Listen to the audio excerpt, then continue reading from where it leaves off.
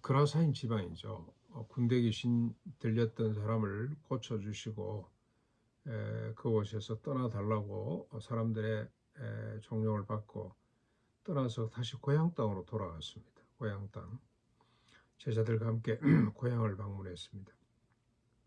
그런데 고향 사람들이 예수의 지혜와 그의 가르치는 능력 그리고 여러 가지 이 표적들을 행하는 능력에 놀라면서도 목수의 아들이 아니야.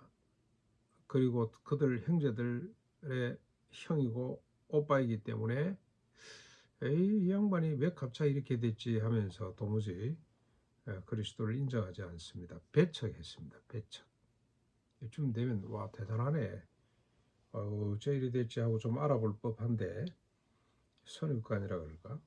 평소에 잘 안다는 것 때문에 그냥 배척해 버립니다.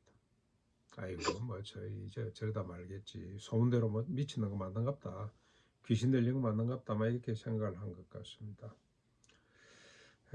배척당하시면서 주님께서 말씀하십니다. 선지자가 고향과 자기 친척과 자기 집에서는 존경을 받지 못한다는 거죠. 다른 지역에서는 존경을 받을 수 있지만 자기 고향에서는 친척 집에서는 자기 집에서는 인정을 잘 못 받는다. 너무 친숙하고 잘 알기 때문에 인정을 안 하는 것 같습니다. 권위를. 그래서 아무 권능도 행하지 못하고 소수의 병자들만 고치고 떠나게 됩니다. 오히려 인근촌에 두루 다니시면서 많은 것들을 가르치게 됩니다. 우리가 누구를 잘 안다고 했을 때 오히려 그 사람을 무시하고 부정하고 심지어는 뭐 그냥 적극적으로 배척을 하려고 하는 그런 경향들이 있는 것 같습니다. 제가 우리 고향 교회 가면 설교를 잘 안 합니다. 왜냐하면 저희 뭐 친척들도 거기 있고 우리 애가집 할아버지도 계시고 한번 목사님이 와서 꼭 한번 뭐 설교를 하라 그래서 한번 갔다가 우리 할아버지가 저 오목사 누가 데리고 왔노? 그런 이야기를 한다는 이야기를 듣고 그렇구나. 코 찔찔이 뭐 흘려잡고 뭐 시원찮은 놈이 목사 됐다고 도무지 인정을 안 하는 그런 대접을 제가 한번 받은 적이 있습니다. 그래서 다시는 고향 교회 가면은 아무리 부탁을 해도 제가 아예 막 그냥 나서지를 않습니다. 예수님이 이제 7절부터 13절까지 예수님이 아주 중요한 이 순간이죠. 하나님의 나라 구원의 어떻게 보면 전술 전략이라 그럴까? 그동안에 제자들을 데리고 다니면서 훈련을 하시고 12명의 제자를 뽑아서 그 다음에 이제 그들을 내보냅니다. 이게 이제 훈련 차원이죠. 아직까지 주님이 십자가를 지시고 부활 이후에 제자들을 파송합니다만은 그 전에 이제 훈련 차원에서 둘씩 짝을 지어서 내보냅니다. 방식이 둘씩 짝을 지어서 혼자 가면 외롭고 또 힘들 때는 뭐 포기하기도 하고 그렇습니다. 전도하러 나가보면 둘이 가야 힘이 납니다. 둘이 가야. 혼자서는 얼마 못합니다. 좀 하다가 지쳐서 그만두기도 하고 하는데 둘이 가면은 힘이 나고 또 서로 위로도 되지만 서로 동료도 되기 때문에 게으름을 피울 수가 없습니다. 둘씩 하나님이 보냈다는가? 주님이 보내셨다는가? 그리고 그들에게 위임을 합니다. 12절에 보면은 복음 회개하라고 하는 복음 전파의 권한을 위임하고 7절에 보면은 귀신을 제어하는 권능까지 주셨습니다. 그 능력을 주셔서 내보내는 거죠.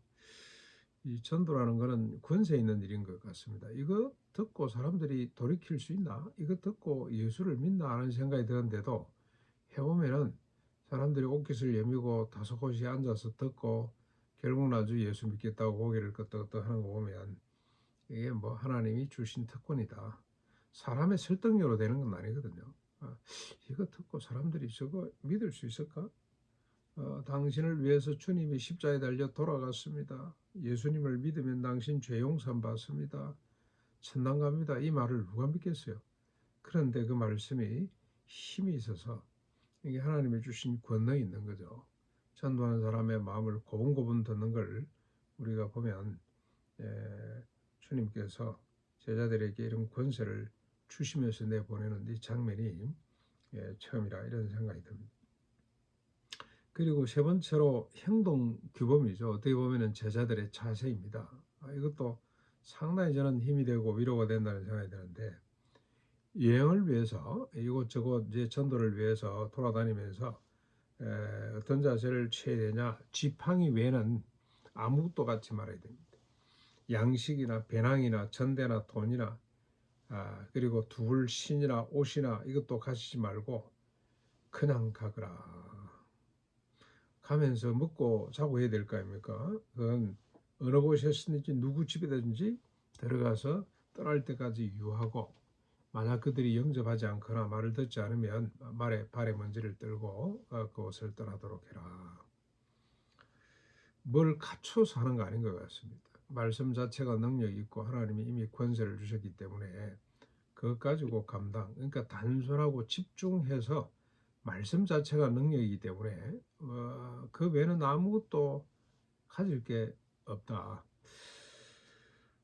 근데 사실 이 목회자들이 이런 자세로 특별히 모든 성도가 다 제자이고 전도의 사명이 있습니다만, 특별히 목회자로 부름을 받은 사람들은 이걸로부터 좀 자유했으면 좋겠다. 이래야 제대로 된다는 생각이 듭니다. 여기 지금 수도원에 들어가서 이 시설을 가만히 보니 이 시설을 유지하고 관리하는 비용이 이 신경이 꽤 쓰인단 말이에요. 조직을 갖추면 이게 조직 관리를 하는 게 이게 상당히 힘이 되는구나. 농군 학교도 비슷하다는 생각이 듭니다. 뭔가를 가지면 거기에 매이게 되는구나. 하나님의 나라 운동은 단순하게 해야 되는구나, 단순하게.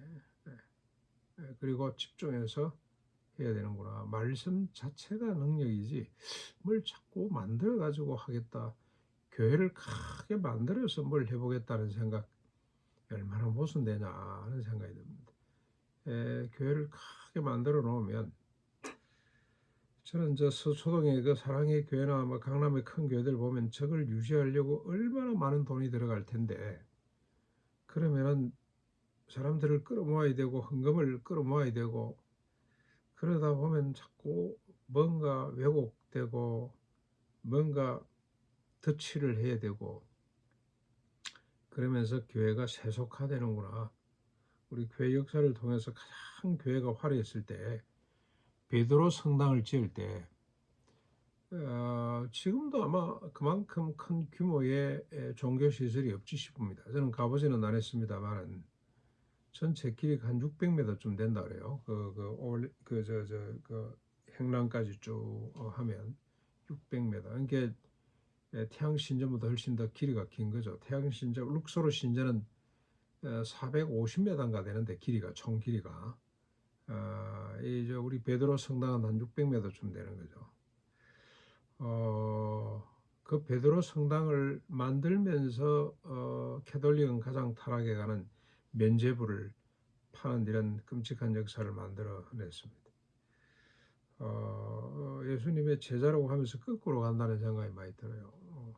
지극히 단순한, 저는 종교의 모든 불교도 마찬가지라는 생각이 듭니다. 큰 대웅전을 볼 때마다 이 불교 정신에 맞는 건가 이런 생각도 듭니다만, 아무튼 그거는 차치하고 예수님을 따르는, 예수님께 파송을 받은 제자들의 삶의 자세가 지극히 단순하고 가난하구나, 이걸 옷에. 그래서 마치 세례요한의 모습이 생각이 납니다.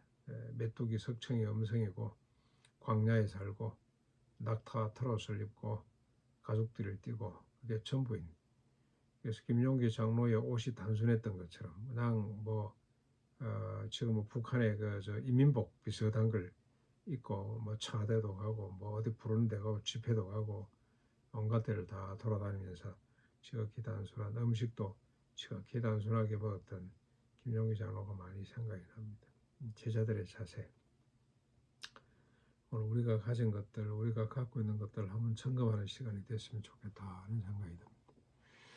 우리 같이 제자로서 주님 보냄을 받고 길 가는 제자, 천국과 하나님의 나라 복음을 살아내고 또 전하는 제자로서 가족과 친척들에게, 가까이 있는 사람들에게 인정받겠다는 생각, 욕심 버리고 지극히 단순하게 살아가면서 우리 사명 죽는 날까지 이 사명 잘 감당했으면 좋겠습니다.